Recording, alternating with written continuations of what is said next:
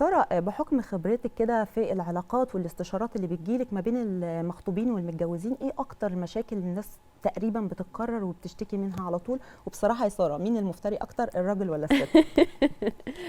عشان نكون صادقين وواضحين بجد، هو ما فيش مفتري ست او راجل، الاتنين بيكونوا كويسين بس ما بيكونوش متفاهمين. ماشي. يعني في ناس كويسة جدا وفي ناس مش كويسة. أكيد. ففي نسبة الرجالة كويسة جدا وفي ستات كويسة وفي حقيقي. مش كويسين وفي صح. مش كويسين. صح. فدي اول حاجة. اما بالنسبة للاستشارات او معظمها اللي بتجيلي حقيقي بيجيلي انه احنا مش متفاهمين، ان انا عايزه اتطلق، ان انا بتهمل جدا، او الراجل بيبقى باقي جدا على البيت والست خلاص مش عارفه تعمل ايه ومش معقول عايزه الراجل تكمل. هو اللي مش عايز يبقى على البيت؟ لا الست بجد، قصدي هي اللي مش عايزه تبقى على البيت. يعني في رجاله كتير بجد، استشارات كتيره بتجيلي من فعلا؟ رجاله ان هو بيبقى عايز البيت، انا عايز اكمل في العلاقه وهي اللي دي مش عايزه تكمل. وهي اللي مش عايزه تكمل. فلما بنشوف الطرف التاني بنلاقي ان عارفه زي ما يكون الرصيد خلص، فانا مش قادره اديك تاني، مفيش طاقه. فبالتالي هو بيحاول يعمل حاجات جديده. بيجيلي اوقات كتيره طبعا فيكتيم، ضحيه طبعا، ده لازم. وان انا ضحيه مجتمع واسره وحاجات كده، بتبقى عندها مظبوط، بتبقى عندها حاجات من الصغر وطلعت معاها كبيره، فبدات اختياراتها تكون غلط، او الاختيار لشيء هي رافضاه.